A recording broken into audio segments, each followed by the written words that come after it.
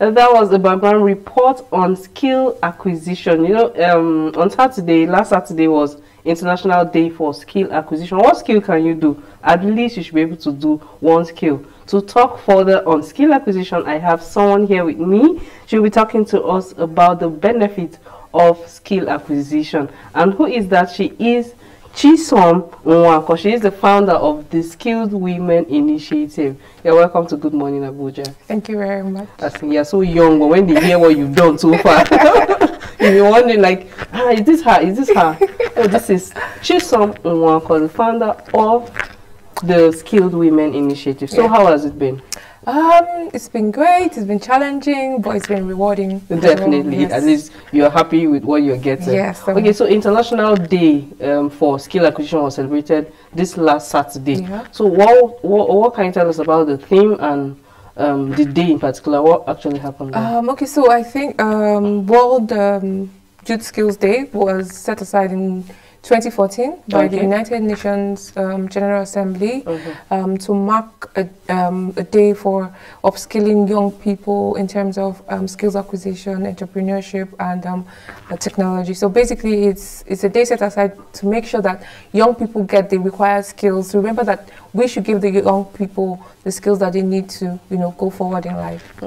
So, like when you say skill acquisition, it's kind of a bridge because sometimes people are like, okay, I don't have work, I don't know what to do, I don't have money, and you have skills there. So this skill now is like bridging the gap between you and the brighter future.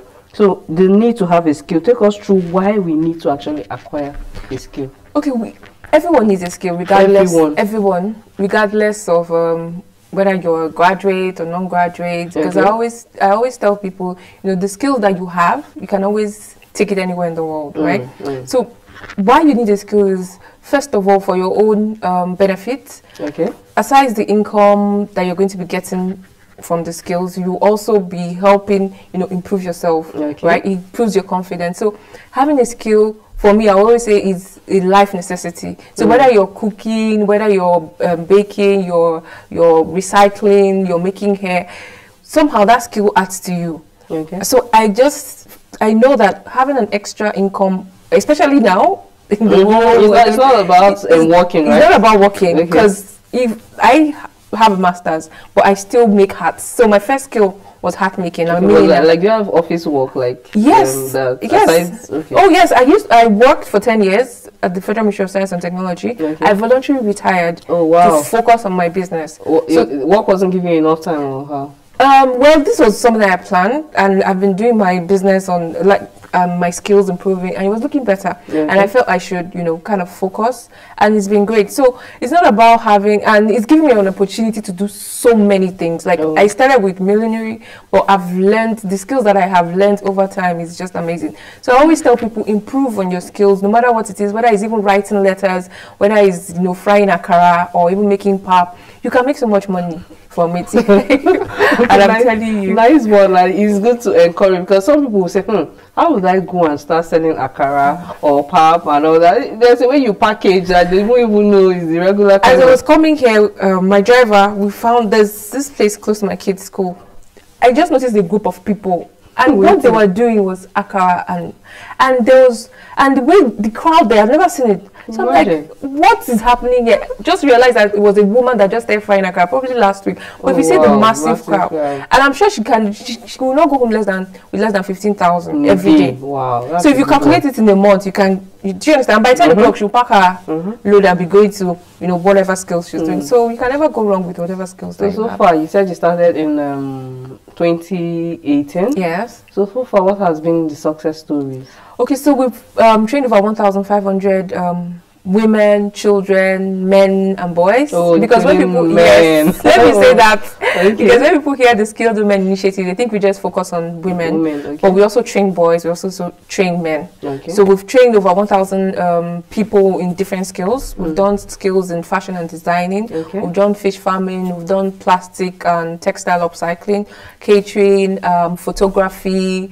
We've done like barbing, hairdressing, so many skills. So we've also done done entrepreneurial trainings, we've done digital marketing, because we know that once you have the skills, you should be able to go on the internet, Facebook, Instagram, and sell your yes. So we've done all of that. So. Okay, so in how many years now? That's 5 a good one.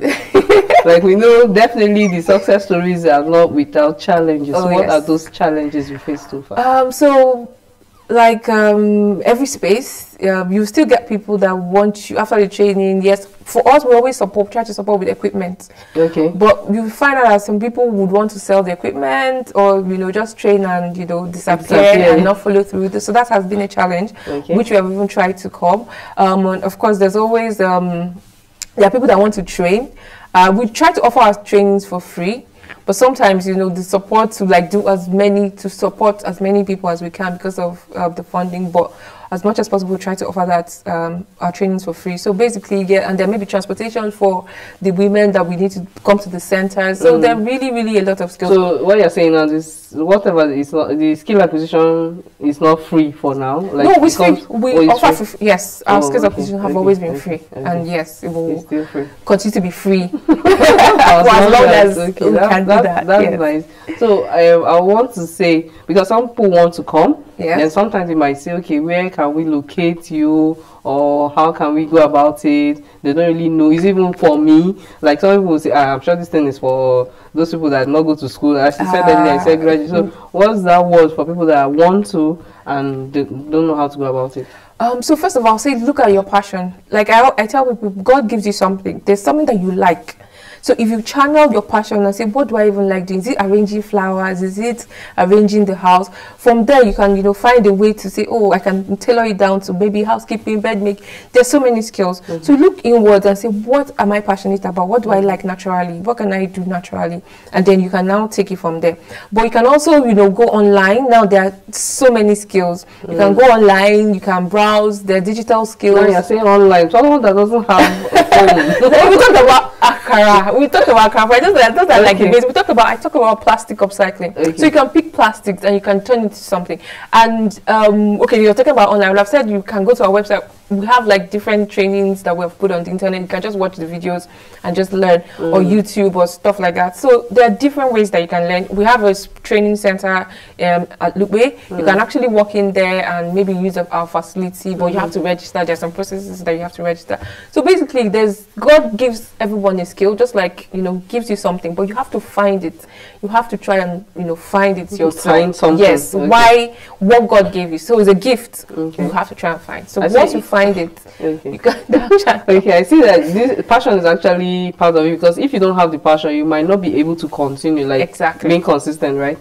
So consistency is another thing. So you have to have passion, you have to be consistent over time, because you can't do it today and then I'm tired tomorrow. You won't do it. You will now wake up maybe 2 months and continue, then you stop. No, it doesn't make sense. So no matter how small, just keep taking little steps. Like I'm doing it today, I might not do it so long, but I'm there. If you look for me, I'm there.